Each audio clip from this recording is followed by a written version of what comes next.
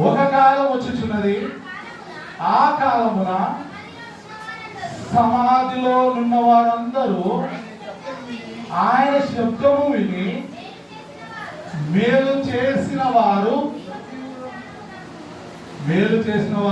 జీవ పునరుత్థానమునకును, కీడు చేసిన వారు తీర్పు పునరుత్థానమును బట్టి వచ్చేదరు. హల్లెలూయా. ఇక్కడ రెండు విషయాలు దేవుడు మనకు చెప్తున్నాడు. ఒకటి ఏంటంటే జీవ పునరుత్థానం, రెండవది తీర్పు పునరుత్థానం.